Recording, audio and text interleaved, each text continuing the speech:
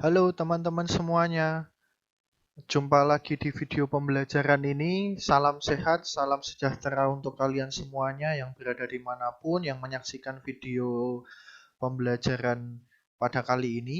Ya, pada video pembelajaran kali ini saya akan membahas tentang logic di AI atau Artificial Intelligence. Oke, kita mulai aja. Jadi, pembahasan kita pada video kali ini ada tiga, yaitu proportional logic, kemudian predicate logic, dan terakhir adalah resolution refutation di sini. Untuk predicate logic, nanti kita hanya akan sampai ke bagaimana membuat dari suatu kalimat menjadi predicate logicnya di sini. Oke teman-teman, kita mulai aja. Ini mungkin teman-teman dari yang menyaksikan video ini sudah pernah mendapatkan sebelumnya tentang uh, logika proposisi atau proportional logic di sini. Ya, logika proposisi itu apa? Jadi adalah suatu kalimat yang dapat dinyatakan nilai kebenarannya. Ya, nilai kebenaran itu berarti ya biner ya, bisa benar atau salah, true atau false di sini. Ya, sedangkan kalau logikanya ya berarti logiknya gitu ya, logiknya yang digunakan untuk kalimat proposisi di sini. Ya, contoh di sini untuk proposisi di sini adalah ada Ubaya berada di kota Surabaya. Ya, ini kan kita bisa ketahui nilai kebenarannya ya bahwa Ubaya ya memang benar berada di kota Surabaya di sini. Ya, kemudian contoh lain adalah 10 min 7 sama dengan 4. Nah, ini termasuk juga ke dalam kalimat proposisi di sini. Ya, kita bisa mengetahui kebenarannya di sini bahwa 10 min 7 ya harusnya bukan 4 tapi 3. Berarti kan jawabannya salah. Yang bukan kalimat proposisi di sini kita lihat, nah ini berupa kalimat perintah. Ini gini ya. Kemudian ini teman-teman, nah di sini ada variabel x, di mana variabel x ini kita belum tahu nilainya berapa. Kemudian di sini kalimat tanya, di sini ada kalimat tanya makan apa. Kemudian di sini ada suatu apa ya kalimat pernyataan gitu ya. Semoga saya berhasil. Nah ini bukan termasuk uh, proposisi di sini. Ya, kemudian jenis proposisi. Jenis proposisi ini ada yang pertama adalah proposisi tunggal. Ya, proposisi tunggal itu ya berarti hanya akan ada satu kalimat di sini, tetapi yang kedua ada proposisi kompleks di sini. Nah, proposisi kompleks di sini itu berarti terdiri dari beberapa proposisi tunggal yang dihubungkan oleh tanda hubung. Nah, tanda hubung di sini ini adalah operator logika. Ya, operator logika ada apa saja di sini? Ini ada conjunction atau and di sini gitu ya. Kemudian ada disjunction atau or, kemudian negation atau negasi, kemudian implikasi, implication ya, jika maka, kemudian be conditional ya, jika dan hanya jika gitu ya. Nah, ini untuk conjunction dan ya ini sama seperti di pemrograman gitu ya. Nanti kita akan lihat mengenai tabel kebenarannya gitu ya. Tapi kalian perlu tahu tandanya seperti apa di sini.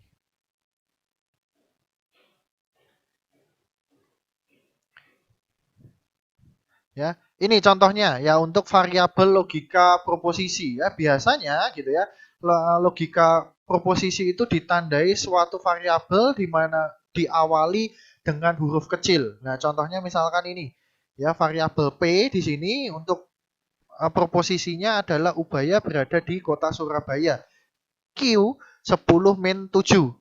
Kalau kita menambahkan tanda min atau negasi berarti proposisi P tadi akan menjadi Ubaya tidak berada di kota Surabaya. Kan karena negasinya ya. Kemudian kalau ada tanda ini berarti artinya adalah atau, berarti P atau Q berarti artinya Ubaya berada di kota Surabaya atau 10 min 7 sama dengan 4. Nah, begitu kalau kita menggabungkan uh, beberapa proposisi ya dengan operator logika kita. Nah, misalkan ada contoh lain di sini ya, misalkan ini untuk proposisi P dan juga Q di sini dihubungkan oleh tanda atau di sini, maka kita bisa gabungkan di sini menjadi you can have the chocolate cake or the ice cream for dessert. Ya, di sini kita bisa lihat bahwa di proposisi P dan juga Q ada beberapa token atau term atau kata di sini yang sama di sini. Ya, kita lihat ya, ini ya.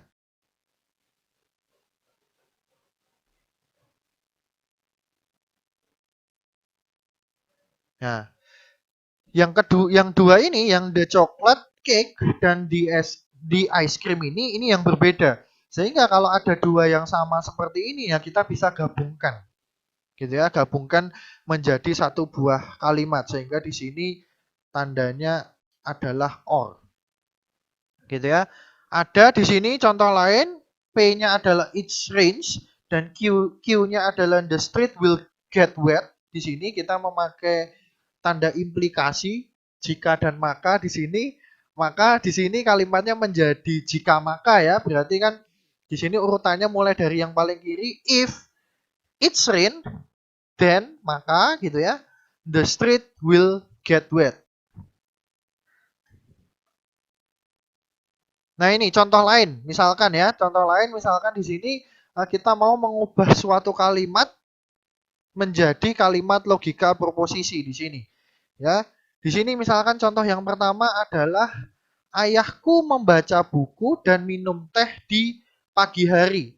Berarti kita bisa mengetahui di sini untuk variabel proposisi tunggalnya yang pertama misalkan P gitu ya. P itu adalah ayahku membaca buku di pagi hari. Nah, itu untuk P-nya. Ya. Kemudian yang Q-nya untuk proposisi yang lainnya adalah ayahku minum teh di pagi hari. Kemudian di sini ada dan di sini. Berarti tandanya adalah ini ya. Saya melihatnya adalah caping gitu ya atau pangkat seperti tanda pangkat di sini. Ya, kemudian yang kedua, Ani atau Ika yang menyiram bunga. Maka untuk P itu bisa kita ibaratkan Ani yang menyiram bunga. Untuk Q-nya adalah Ika yang menyiram bunga. Kemudian dihubungkan oleh tanda atau di sini. Ya, sehingga hasilnya seperti ini, teman-teman. Ya. Kemudian Adi adalah anak yang tidak sombong. Ini ada kata-kata tidak. Ya, berarti artinya ada sesuatu yang negasi gitu ya. Ada negasi di sini. Berarti P-nya adalah Adi anak yang sombong. Ya, karena ada kata-kata tidak di sini, maka dia di sini ketambahan tanda negasi atau tanda minus. Ya, sehingga di sini untuk logika proposisinya adalah minus P. Oke, teman-teman, contoh selanjutnya di sini. Yang keempat adalah ada kalimat seperti ini. Kamu akan naik kelas jika kamu rajin belajar. Nah, oke. Untuk yang pertama, ya, untuk proposisi tunggal yang pertama. Misalkan ini kan di sini kita lihat di sini ada hubungan sebab akibat ya, karena ada kata kuncinya di sini kan jika. Ya, berarti kan di sini nanti hubungannya adalah implikasi. Jika maka di sini. Ya, untuk variabel proposisi tunggalnya di sini kamu akan naik kelas. Ini kita bisa anggap sebagai P. Ya, kemudian kamu rajin belajar. Nah, ini kita anggap sebagai Q. Ya, sehingga nanti dituliskannya adalah kan karena jika maka gitu ya, berarti kan Q implikasinya adalah P. Sehingga kalau misalkan ini kalimatnya menjadi jika kamu rajin belajar, maka kamu akan naik kelas ya. Masih tidak akan merubah makna di sini ya. Kemudian yang kelima di sini adalah Dito suka olahraga namun tidak suka menyanyi. Oke, untuk proposisi tunggal yang pertama adalah Dito suka olahraga. Di sini berarti P. Kemudian tidak suka menyanyi. Di sini kita lihat ada kata negasi di sini ya, tidak. Berarti kita bisa mengasumsikan Q-nya adalah Dito suka menyanyi. Ya, karena ada tidak di sini berarti berikan tanda minus. Kemudian di sini namun. Nah, namun ini apa di sini? Nah, kalau misalkan kalian bingung, kalian bisa melakukan mencoba-coba dengan menggunakan misalkan atau, and, jika maka, dan lain-lain seperti itu gitu ya. Nah, misalkan namun, kalau misalkan atau, misalkan seperti ini ya, berarti kan kalau dibaca kan Dito suka olahraga atau tidak suka menyanyi. Ya, kurang nyambung ya. Oke, misalkan kita pakai dan di sini. Ya, Dito suka olahraga dan tidak suka menyanyi. Nah, di sini akan lebih tepat ya, sehingga di sini kita memakai dan. Ya, seperti itu. Nah, oke, ini untuk tabel kebenaran ya. Tabel kebenaran ini fungsinya apa? Fungsinya digunakan untuk menunjukkan nilai kebenaran atau semantik dari proposisi yang kompleks. Ya, di sini contohnya ya, teman-teman ya. Nah, di sini teman-teman, misalkan yang pertama untuk dan. Ya, dan ini mirip seperti, ini hampir sama seperti logika di pemrograman ya, teman-teman ya. Berarti di sini ini ada tanda F, F ini artinya false, T itu artinya true. Berarti kalau dan sama seperti di logika pemrograman, jika salah satu dia bernilai salah atau false, maka kesimpulannya adalah false di sini. Ya, dia akan bernilai true jika kedua-duanya juga bernilai true. Maka kita lihat di sini ya, ini jika FF maka F, FT maka F, TF maka F, TT maka T. Ya, cara menghafalkannya gampangnya gitu ya, gampangnya adalah kalau dan gitu ya, dan maka dia yang bernilai true hanya jika kalau P-nya true dan juga Q-nya true. Selain itu maka salah. Nah, kemudian 4 kombinasi ini gitu ya, 4 kombinasi ini didapat dari mana? Didapat dari 2 pangkat N ya, 2 pangkat N. N-nya ini mana? N-nya ini adalah jumlah dari proposisi tunggalnya. Di sini kan kebetulan proposisi tunggalnya ada 2, maka kombinasinya adalah 2 pangkat 2, jadi 4. Gitu ya. Kalau proposisinya ada 3, maka 2 pangkat 3, ada 8 di situ. Ya, oke. Kemudian next untuk OR ya. Untuk OR sama ya seperti logika pemrograman. Kalau di logika pemrograman untuk OR di sini salah satu saja itu bernilai true, maka dia akan true. Ya, kalau kita lihat di sini maka yang bernilai false hanya jika kalau kedua-duanya memang bernilai false baik P maupun Q. Ya, selebihnya kalau salah satu saja di sini bernilai true maka hasilnya juga akan true. Ya, kalau not itu berarti kan kebalikannya gitu ya. Kalau P-nya itu false, maka kalau dinegasikan gitu kan berarti kan menjadi true. Begitu juga true kalau dinegasikan menjadi false. Ya. Kemudian untuk implikasi atau jika maka di sini ya, kita lihat di sini ya, jika maka di sini cara paling gampang untuk menghafalkannya adalah seperti ini, teman-teman ya. Jika di bagian P ya, di bagian P atau yang paling di sebelah kiri di bagian jikanya ya itu bernilai false, apapun nilai dari Q, apapun nilai dari makanya, baik itu false maupun true, maka dia akan bernilai true. Dan juga kalau misalkan kedua-duanya gitu ya, kedua-duanya itu true, maka hasilnya true. Ya, berarti sisanya adalah jikanya itu true, makanya false, maka dia false di sini. Ya. Kemudian jika dan hanya jika atau be conditional di sini ya. Kalau be conditional cara gampangnya untuk menghafalkan adalah jika P dan juga Q itu mempunyai nilai yang sama, entah false false atau true true, maka dia bernilai true. Ya, kalau berbeda maka dia bernilai false. Ya, seperti itu untuk cara menghafalkannya untuk tabel kebenaran gitu ya. Kemudian ada di sini implikasi versus converse of implikasi atau implication di sini. Ya. Kalau implikasi itu kan jika maka gitu ya, bentuknya adalah seperti ini. Ya, untuk bagian P atau di bagian jikanya itu kita bisa sebut sebagai antecedent di sini. Untuk bagian Q-nya atau bagian makanya kita bisa sebut sebagai konsekuen di sini. Yaitu istilah lain aja di sini gitu ya. Kalau untuk converse, converse itu berarti kebalikannya, berarti dibalik gitu ya. Jadi jika makanya tadi P, jika P maka Q, berarti kalau kalau ada keterangan converse berarti dibalik saja di sini, berarti jika Q maka P. Ya, itu untuk converse. Kemudian ada inverse dan juga kontrapositif. Ya, ini misalkan kalau inverse, ya kalau inverse itu berarti kita tinggal menambahkan negasi ke kedua sisinya, di sisi P maupun di sisi Q, atau di sisi antecedent dan di sisi konsekuennya di sini. Ya, misalkan ada implikasi seperti ini gitu ya. P maka Q, maka inverse-nya adalah negasi P maka negasi Q. Nah, misalkan ada contoh lain, misalkan contoh lainnya adalah negasi P maka Q.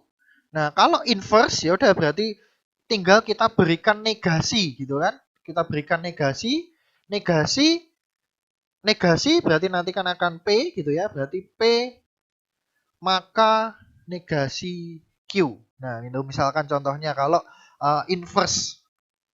Ya, begitu ya. Kemudian ada kontrapositif ya. Kalau kontrapositif itu dibalik dan diberikan negasi. Jika di sini ada P jika P maka Q, kalau kontrapositifnya adalah berarti jika tidak Q maka tidak P. Ya, dibalik dan diberikan negasi. Ya, misalkan contoh lain misalkan ada P maka negasi Q, ya kontrapositifnya berarti adalah Q. Jika Q maka negasi P, ya sudah dibalik kemudian diberikan negasi, sehingga di sini kan tadi kan negasi Q, kalau dinegasikan lagi berarti menjadi Q di sini. Ya, itu inverse dan juga kontrapositif. Ya, kemudian di sini ya kita lihat ya, kita menggunakan tabel kebenaran di sini, hubungan dari implikasi, converse, inverse dan juga kontrapositif. Ya, ini untuk tadi ya sama seperti tabel kebenaran yang sebelumnya teman-teman. Untuk bagian 3 ini ya, untuk bagian 3 ini jika P maka Q. Oke, selanjutnya teman-teman kita lihat di sini jika Q maka P, berarti kita tinggal membacanya secara terbalik ya di sini ya. Jika Q maka P, berarti kan membacanya di sini F, di sini F, kemudian di sini T true, T F berarti di sini F, kemudian F T berarti di sini T, kemudian T T berarti di sini T. Ya. Kemudian di sini ini kan untuk di kolom keempat ini itu adalah converse. Mohon maaf, benar ya? Converse ya. Oke, ya, benar. Converse ya. Kemudian di kolom kelima kita lanjut di sini ini adalah inverse. Ya, inverse berarti tinggal ditambahkan negasi di sini.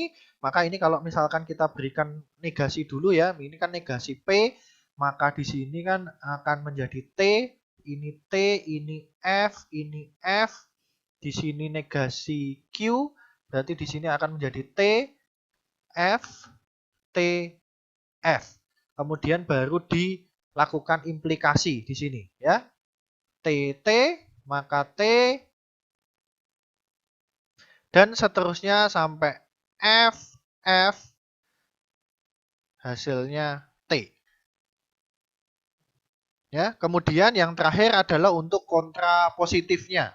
Berarti kan di sini jika tidak Q maka tidak P. Ya, tinggal dibalik saja ya.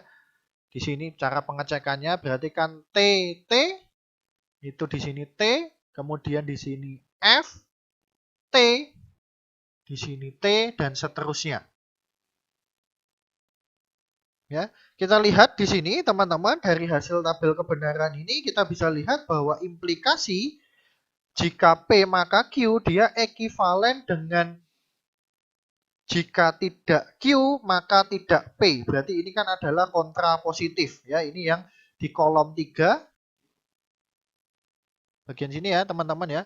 Kolom 3 dan juga kolom 6. Ya, implikasi itu ekivalen atau sama dengan kontra positif. Karena kita lihat di sini ya, hasil dari tabel kebenaran ini dia memiliki nilai yang sama. Ya, ini kalau kita tuliskan dalam matematisnya, maka ekivalen ini bentuknya sama dengan 3 seperti ini gitu ya. Kemudian di sini untuk converse di sini dia ekivalen dengan inverse. Ya, kolom 4 dan kolom 5 ini menghasilkan hasil yang ekivalen. Ya, seperti itu, teman-teman. Jadi diingat ya untuk konsep ini baik-baik sehingga tidak bingung nanti gitu ya jika ada soal-soal terkait hal ini. Oke, selanjutnya adalah tentang tautologi dan juga kontradiksi ya. Kalau tautologi itu adalah sebuah proposisi kompleks yang selalu mempunyai nilai yang selalu benar. Kalau kontradiksi itu kebalikannya, berarti dia yang selalu salah di sini. Ya, seperti itu ya teman-teman ya. Kalau ya di dalam kehidupan sehari-hari tautologi itu wanita adalah kontradiksi itu adalah pria yang selalu salah. Kalau tautologi berarti yang selalu benar, yaitu wanita di sini. Oke, nah ini contoh untuk tautologi. Ya, tautologi di sini adalah P atau negasi P. Ya, kita lihat di sini berarti dia selalu benar.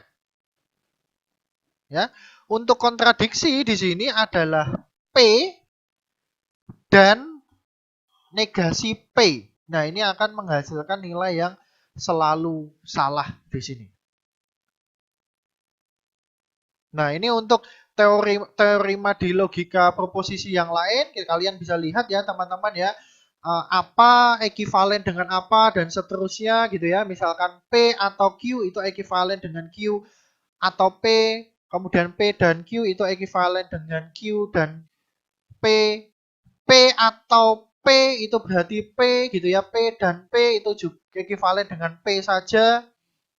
Negasi P maka P dan seterusnya. Nah, ini silahkan bisa kalian lihat dan juga baca sendiri di sini.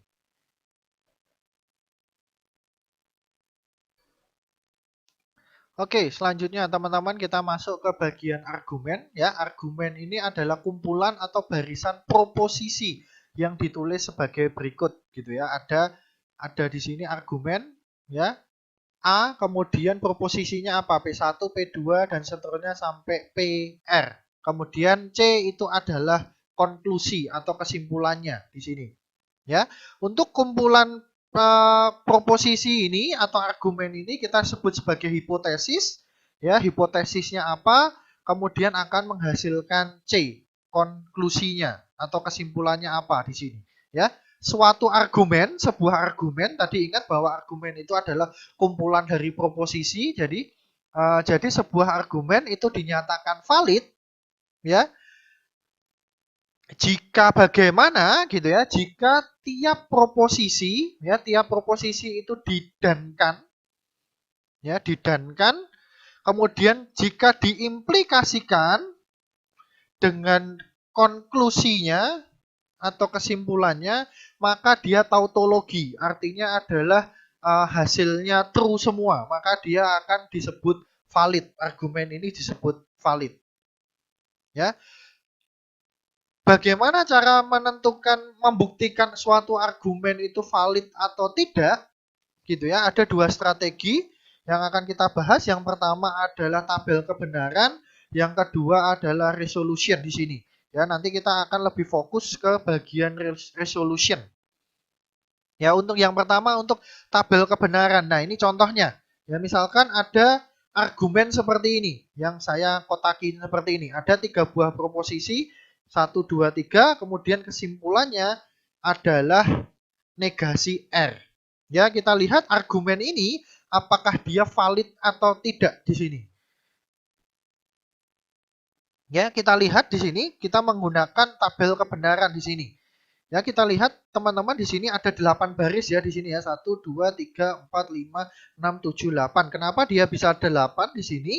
Ya, kita lihat di sini bahwa teman-teman kita lihat ya bahwa variabel proposisinya di sini ada 2 di sini variabelnya, yaitu P, Q, dan juga R. Ingat ya tadi yang saya jelaskan di awal, maka kombinasinya itu adalah 2 pangkat N. N-nya itu kan jumlah variabel proposisinya, berarti 2 pangkat 3 sama dengan 8. Berarti ada 8 kombinasi di sini. Ya, kemudian misalkan kalian bingung ya menentukan bagaimana kombinasi ininya Pak dan seterusnya. Nah, untuk P-nya paling gampang adalah 8 dibagi 2 dulu. Berarti kan 4 ya. Berarti tulis dulu F-nya sebanyak 4 kali, T-nya sebanyak 4 kali. Ya, untuk Q-nya maka dibagi 2 lagi. Ya, hasilnya adalah 2, maka tulis dulu F-nya 2 kali, T-nya 2 kali, F-nya 2 kali, T-nya 2 kali. Selang-seling seperti itu gitu ya. Kemudian untuk R-nya berarti tinggal dibagi 2 lagi. 1 berarti tulisnya F, T, F, T, F, T, dan seterusnya. Ya, seperti itu ya. Ya, kemudian oke, kita buat tabel kebenarannya di sini ya. Untuk yang proposisi yang pertama ya, jika P maka Q. Ya, berarti kita lihat untuk kolom 1 dan juga kolom 2. Ini kolom 4 ya. Jika P maka Q. Nah, ini hasil dari tabel kebenarannya. Kemudian proposisi yang kedua adalah jika Q maka bukan R. Ya. Berarti ini kolom kelima. Ya, kalau kalian pengen lebih mudahnya berarti di sini kalian mungkin bisa menambahkan 1 buah kolom lagi gitu ya. Negasi R berarti kan ini kan nanti akan T, F, T, F, T, F, T, F. Ya, di sini hasilnya. Ya, silahkan nanti kalau kalian sambil menonton video ini bisa di pause, kemudian bisa sambil belajar membuktikan ya, sambil belajar. Oh, beneran nggak sih Q? Jika Q maka bukan R, itu hasil kebenarannya adalah T, T, T, dan seterusnya gitu ya. Nah, itu sambil kalian belajar mandiri di sini ya, teman-teman ya. Kemudian untuk proposisi yang ketiga adalah jika bukan P maka bukan R. Ya, di sini maka mungkin kalian menambahkan 1 buah lagi ya, negasi P, maka di sini kan T, T, T, T, ini F, F, F, F. Ya, kemudian baru diimplikasikan dengan negasi R yang tadi ini ya. Ya, hasilnya adalah seperti ini, teman-teman. Ya. Kemudian setelah itu, setelah kalau semua proposisi ini didapatkan kebenarannya di sini, maka ingat di sini untuk mengecek dia valid atau tidak, maka semua proposisi yang ada itu harus kita dankan. Ya, berarti kita lihat di sini di kolom 7 itu hasil dari kolom keempat didankan dengan kolom 5, didankan lagi dengan kolom 6. Ya. Jadi kita lihat di sini ya. T dan T dan T gitu ya. Berarti kan T dan T dan F gitu ya. T dan T itu hasilnya T, kemudian didankan dengan F, hasilnya F. Ingat bahwa dan itu kan berarti salah satu saja itu ada nilai nilai false-nya, maka dia akan menghasilkan false di sini. Ya, seperti itu ya, teman-teman ya. Ini hasilnya. Nah, hasil dari kolom ke-7 ini ya, di bagian ini ya.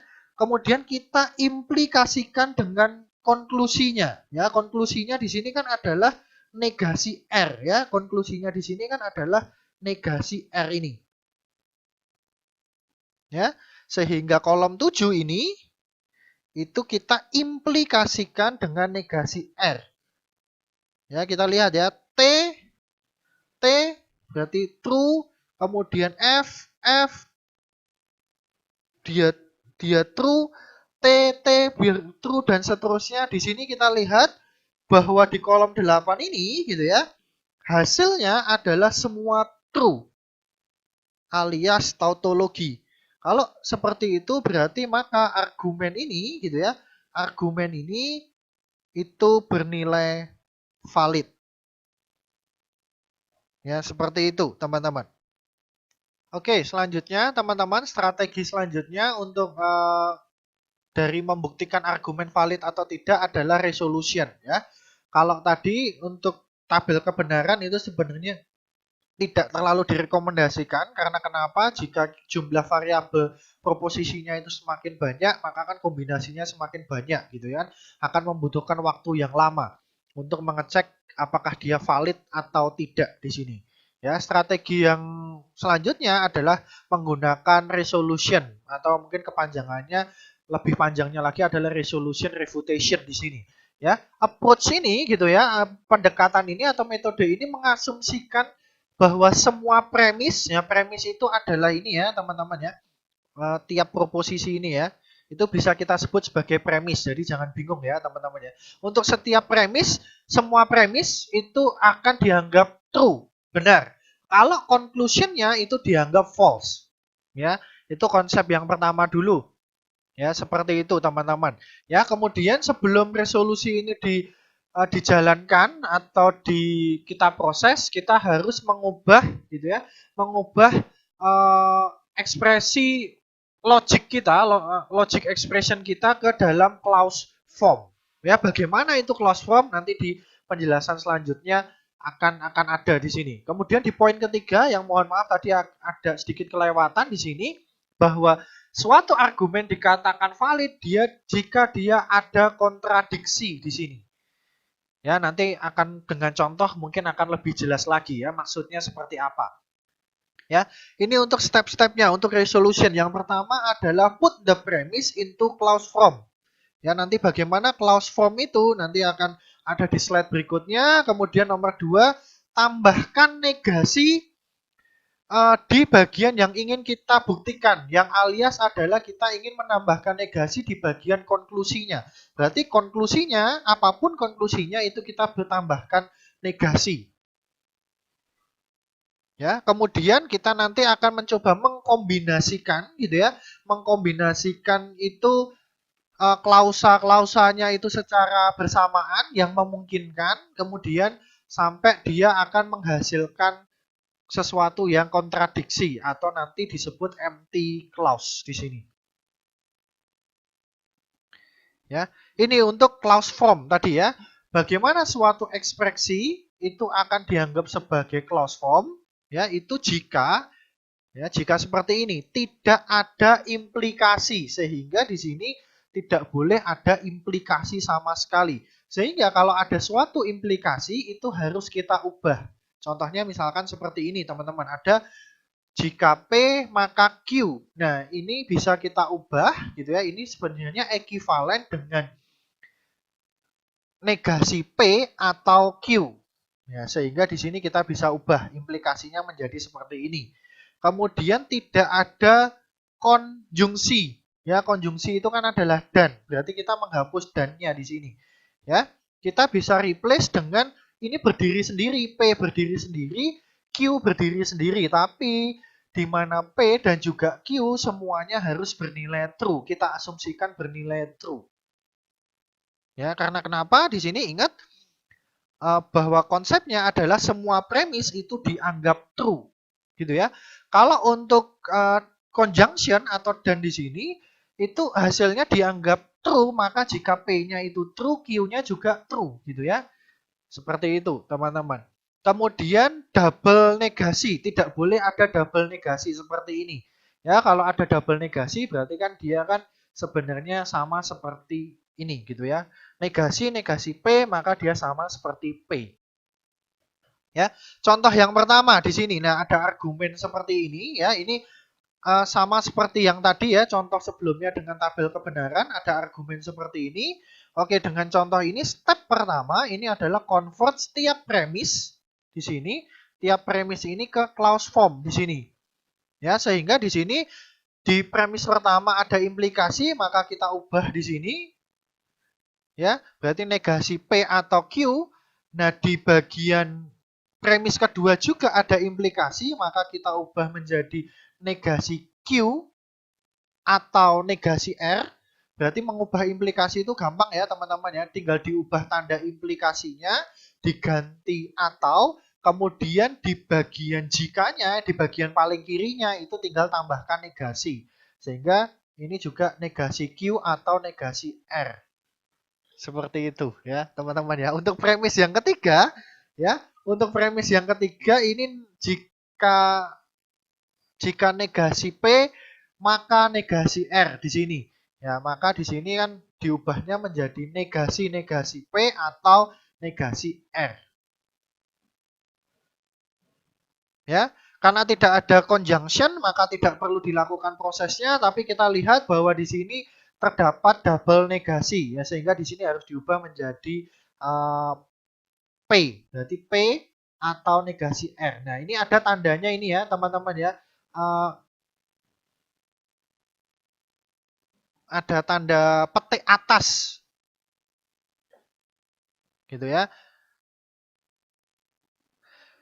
Nah, oke, step yang kedua ya, kemudian kita negasikan dari konklusinya ya. Konklusinya adalah negasi R, berarti negasi R nanti dia akan menjadi R di sini. Ya, kemudian selanjutnya kita cari kontradiksinya ya dengan cara mengkombinasikan ya tiap klausa tadi. Oke, teman-teman, selanjutnya kita akan mencari kontradiksinya di sini. Ini tadi ya, 1 aksen, 2 aksen, 3 aksen, 4 aksen itu dari mana? Ya dari sebelumnya ya. Dari 1 aksen itu kan hasil dari pengubahan clause form dari premis 1, 2, 3. Kemudian kalau 4 aksen itu dari konklusinya tadi yang dinegasikan. Oke, kita kombinasikan di sini clause-nya secara bersama-sama gitu ya untuk menghasilkan clause yang baru di sini. Ya, cara mengkombinasikannya adalah kita mulai dulu dari konklusinya. Ya. Kita paling enak adalah memulai dulu dari konklusinya. Apakah harus selalu mulai dari konklusi? Bisa saja tidak gitu ya. Tetapi disarankan gitu ya, sangat disarankan adalah mulai dari bagian konklusinya. Ya, kalau di sini konklusinya itu adalah R. Ya, untuk 4 aksen ya, untuk 4 aksennya ya, 4 aksen adalah R. Kemudian kita cari di sebelum-sebelumnya, di 1 aksen, 2 aksen, 3 aksen, mana yang mengandung negasi R. Ya, di sini ada 2 kemungkinan, bisa yang 2 aksen atau 3 aksen di sini. Ya, untuk contoh di sini kita memakai yang 3 aksen, sehingga 3 aksen dikombinasikan dengan 4 aksen di sini akan menghasilkan P. Ya, kenapa dia menghasilkan P di sini? Ya, ini kan di 3 aksen ini kan ada negasi R, sehingga ini kan bisa kita coret gitu ya. Ya, sehingga dia hanya menghasilkan P. Kemudian kita berikan nama di sini adalah 5 aksen. Ya, kemudian hasilnya dari hasilnya dari 5 aksen itu kan adalah P. Berarti kita sekarang langkah selanjutnya adalah mencari gitu ya. Berarti ini kan sudah kepakai ya. Ini kan sudah, ini sudah. Kemudian selanjutnya yang mengandung negasi P itu yang mana? Oh, ternyata premis yang pertama. Ya, sehingga ini bisa kita coret teman-teman ya, sehingga nanti untuk kombinasi dari tadi gitu ya, dari premis 1 aksen dan juga 5 aksen tadi menghasilkan Q. Nah, kita beri nama di sini 6 aksen. Ya, kemudian Q berarti kita cari di sini mana yang mempunyai ya, yang mengandung negasi Q di sini.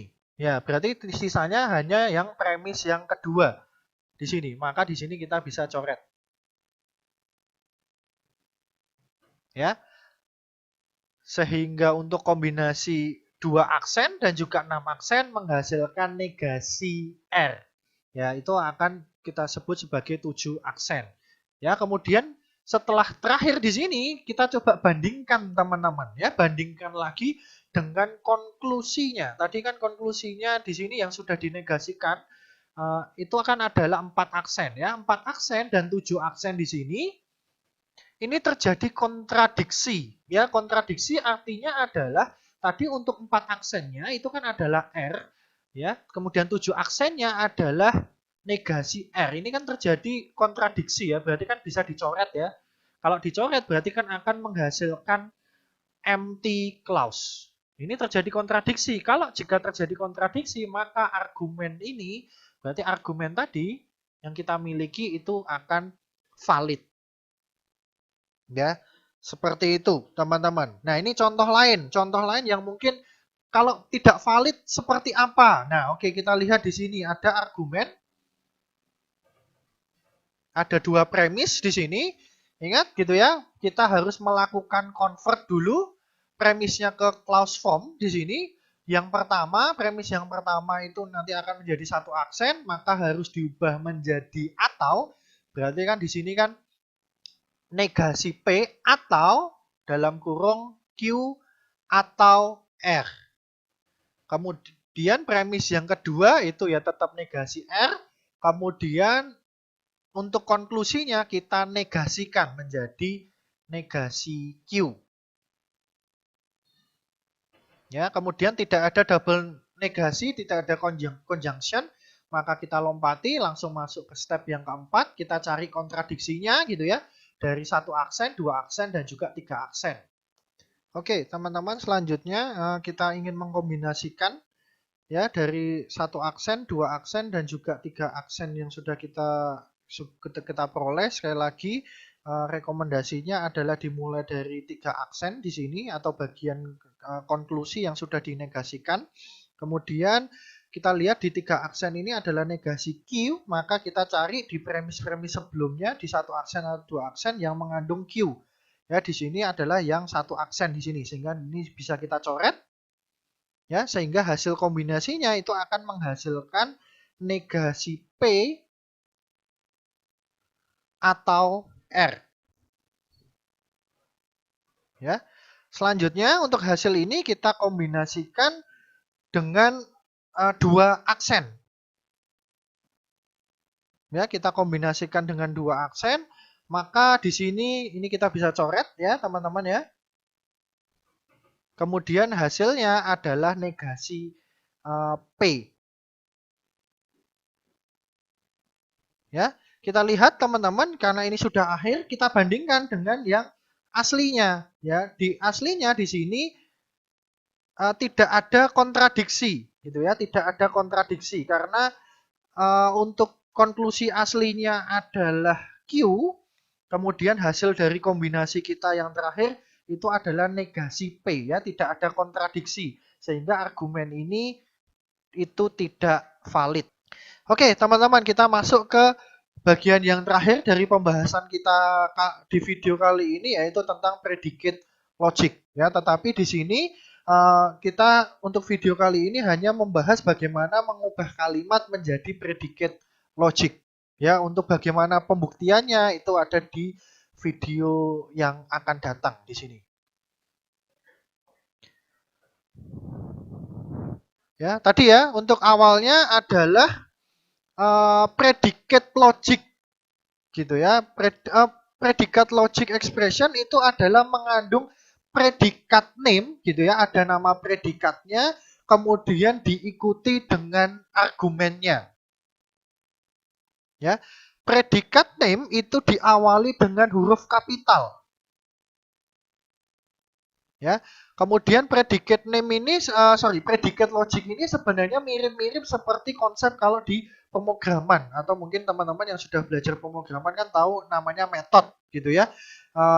Ada suatu metode, kemudian di dalamnya ada argumennya. Argumennya bisa 1 atau bisa lebih di sini. Ya, seperti itu teman-teman. Nah, tetapi bedanya kalau di pemrograman, kalau di metode gitu ya, ada suatu metode boleh argumennya itu kosongan gitu ya. Tetapi kalau untuk di predicate logic paling tidak ada satu argumen di dalamnya. Ya, seperti ini. Teman-teman ya, contohnya adalah seperti ini. Berarti dituliskannya misalkan ada predicate logic seperti ini ya, favorite composer. Ini adalah nama predikatnya, kemudian di dalam kurung ini itu adalah argumennya. Misalkan favorite composer dalam kurung Beethoven ini kalau diterjemahkan dalam suatu kalimat maka ini menjadi Beethoven is a favorite composer. Ya, kemudian di sini ada greater than, ada dua argumen di sini 6,5 ya. Urutannya adalah dari argumen pertama dulu. Ya, berarti di sini cara membacanya adalah 6 is greater than 5. Ya, argumen pertama dulu, kemudian predikatnya, kemudian baru argumen kedua. Di sini. Ya, ini kalau di kalimat argumen pertama ini menjadi subjek, ini adalah predikatnya, argumen kedua menjadi objek. Kalau misalkan ada argumen yang lain, ya itu nanti akan menjadi keterangan. Seperti itu kalau di kalimat. Ya. Kemudian di sini ada istilah namanya argumen itu istilah lainnya adalah term gitu ya. Jadi jangan bingung ya kalau nanti saya membahasakannya term. Jadi term dan argumen itu adalah sesuatu yang sama ya. Term ini adalah objek yang terdapat pada kalimat. Ini bisa termasuk apa? Term ini atau argumen ini bisa berupa konstanta, bisa variabel ataupun fungsi ya. Konstanta itu berarti kan nilai yang tetap gitu ya. Berarti misalkan contohnya Agus, 2, Siti, ini merupakan konstanta. Kalau variabel berarti misalkan X, Y, Z, di mana X, Y, Z-nya ini belum kita tahu sebenarnya isinya apa di sini. Kalau fungsi ya berarti atau metode gitu ya, itu berarti akan menghasilkan term yang lain. Nah, misalkan fungsi, ya contoh fungsi gitu ya. Kalau fungsi di sini untuk predikat logik, nanti cara menuliskannya adalah nama fungsinya, kemudian baru di dalamnya ada term-termnya di sini. Ya, diawali dengan huruf kecil. Misalkan contohnya adalah kuadrat 2. Berarti dibacanya adalah 2 kuadrat. Ya, hasilnya 2 kuadrat berarti 4 ya. Fungsi ya, lagi ya, fungsi menghasilkan term yang lain. 2 kuadrat itu kan hasilnya kan adalah 4 ya, seperti itu maksudnya. Ya, kemudian untuk penulisannya lebih dalam lagi, teman-teman ya.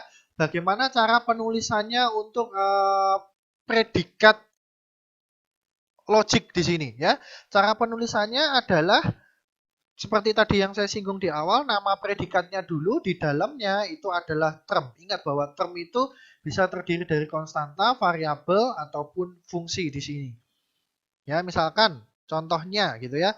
Ada seperti ini. Guru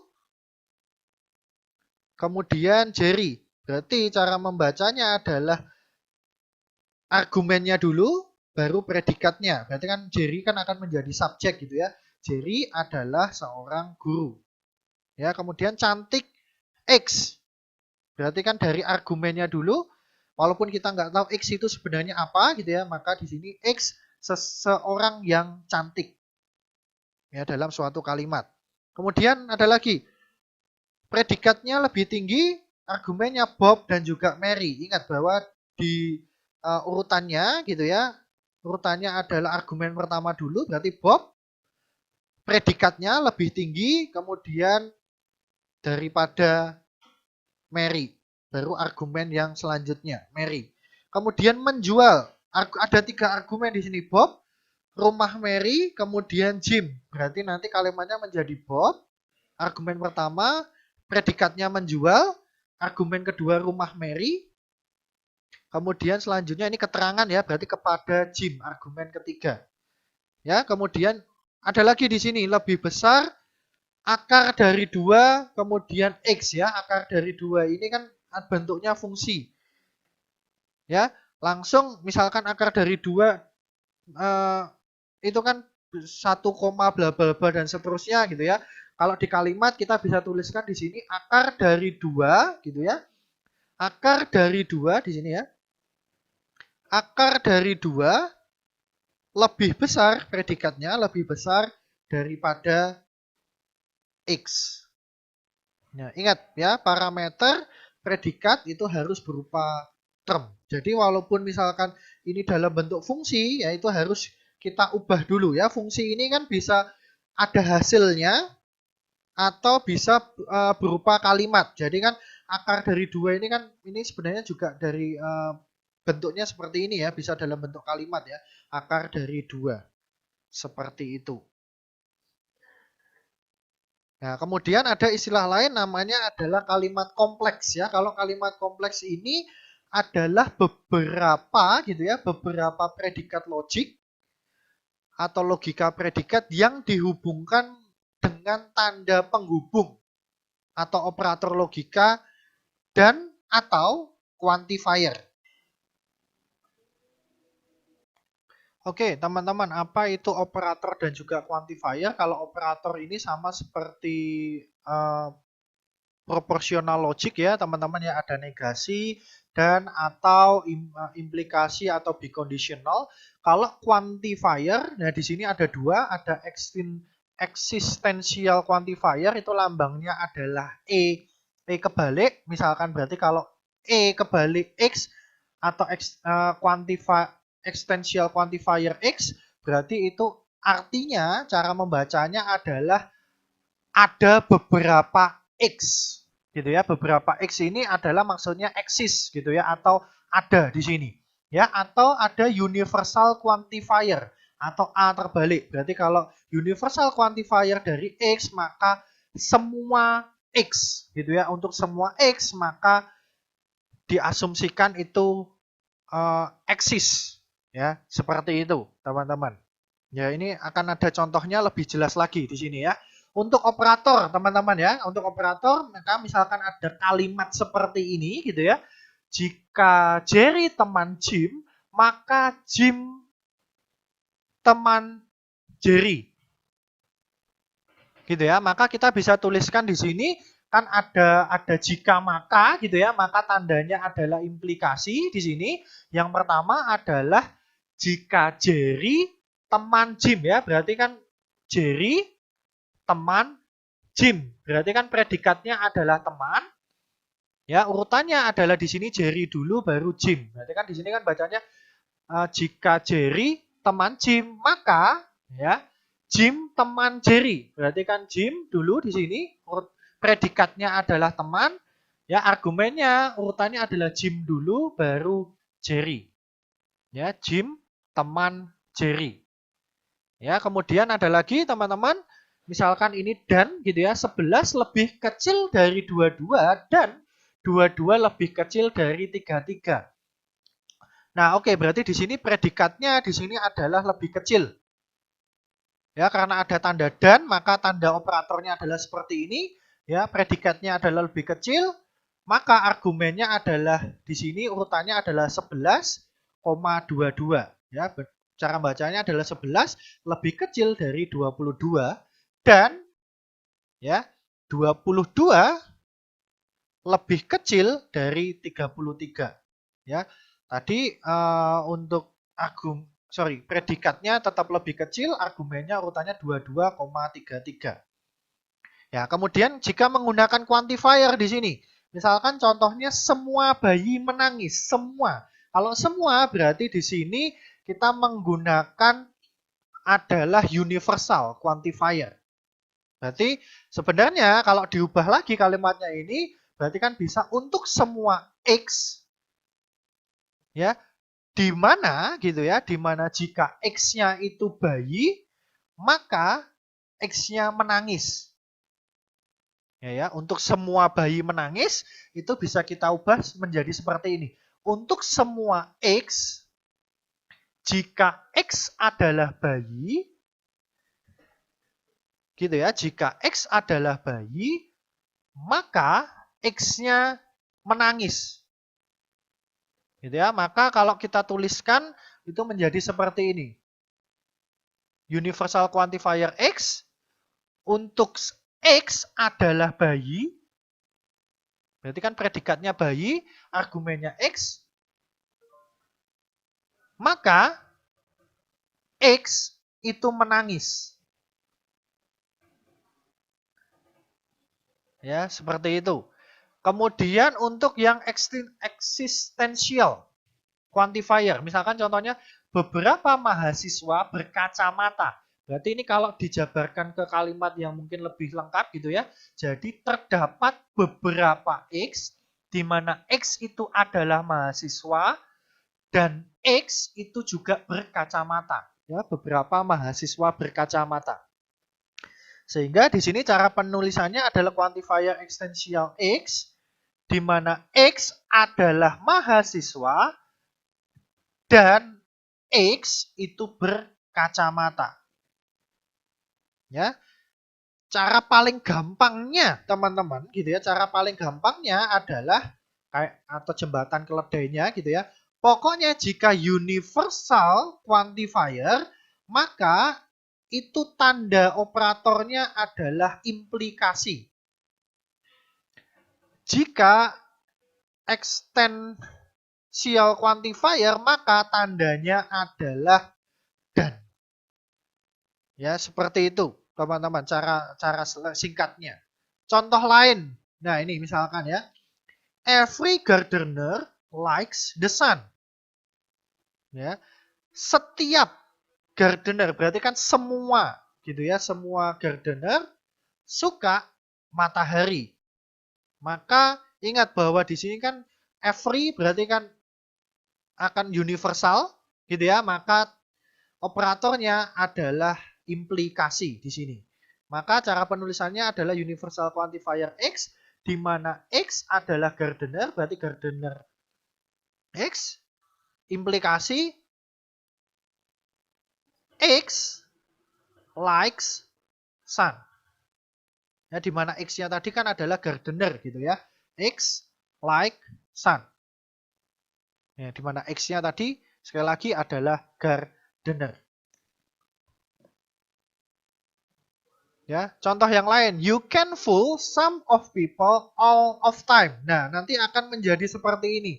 Ya, kita lihat teman-teman ya, pelan-pelan ya di sini kita lihat di sini. You can fool some of people, ya, some of people. Ya, some of people. Beberapa. Ya. Beberapa. Gitu ya. Beberapa berarti kan ekstensial. Di sini. Mohon maaf, ini ada sedikit kesalahan. Ini harusnya people ya, teman-teman ya. Berarti di sini misalkan ini harusnya people ya, ini harusnya people ya. Ya, untuk X-nya adalah people. Ya, itu ekstensial di sini. Ya, kemudian di sini kita lihat ada all of the time.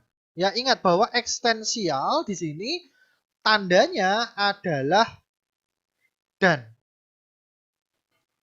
Urutannya adalah ekstensial dulu baru universal. Ya, universal quantifier di sini. A terbalik.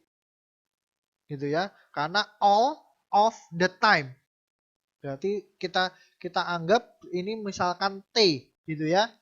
Di mana T itu adalah time. Nah, kemudian you can fool di sini yaitu akan menjadi predikat ya, karena yang kedua tadi kan adalah universal ya, maka universal itu tandanya adalah implikasi. Ya, maka can fool. Berarti kan cara membacanya untuk beberapa people ya, beberapa people can fool all of time. Ya, seperti itu. Gitu ya, di mana X-nya itu adalah people. Kemudian di sini ada brothers are siblings ya. Di sini kita lihat brothers di sini ada S di sini. Berarti kan semua gitu ya. Semua artinya kan adalah semua brothers itu adalah saudara, siblings, S gitu ya.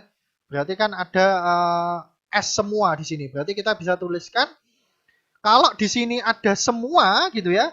Ini kita bisa gabungkan dalam satu buah quantifier. Berarti kan universal quantifier X, Y berarti brothers, brother dalam kurung X, Y berarti membacanya adalah untuk semua X brothers itu juga semua Y. Ya, tandanya adalah implikasi di sini. Adalah sibling, ya, sibling untuk X dan juga Y. Di mana X dan Y itu kan adalah brother ya. Berarti kan X dan Y itu kan kakak adik di sini, gitu ya, brothers. Ya, dia juga sibling juga.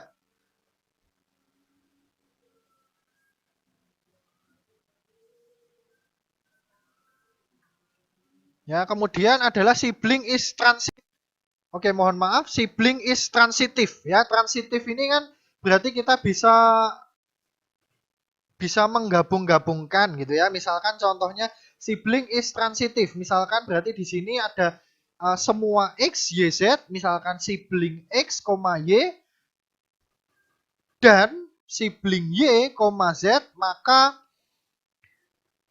bisa disimpulkan maka X dan juga Z itu pasti juga akan bersaudara atau sibling. Ini kan bisa kita, kalau dan ini kan berarti kita bisa kayak bisa coret gitu ya kalau di matematika gitu ya. Maka jika X dan Y itu bersaudara dan Y dan Z itu juga bersaudara, maka otomatis X dan juga Z itu juga bersaudara di sini. Ya, teman-teman. Nah, silahkan kalau jika ada pertanyaan, silahkan kita bisa diskusikan melalui grup WhatsApp ya ataupun email. Tapi ya lebih enak memakai grup WhatsApp ya yang sudah yang sudah saya berikan sebelumnya di sini. Ya. Sekali lagi ini aturan pengerjaannya, teman-teman silahkan dibaca sendiri, kemudian silahkan upload di ULS sebelum deadline yang ada. Gitu ya. Teman-teman, oke sekian video yang saya berikan untuk materi kita pada kali ini tentang logic in AI. Semoga dapat dipahami dengan baik teman-teman sekalian. Mohon maaf jika ada kesalahan kata ataupun ucapan saya di video kali ini. Terima kasih sudah menyaksikan. Sampai jumpa di video-video yang selanjutnya.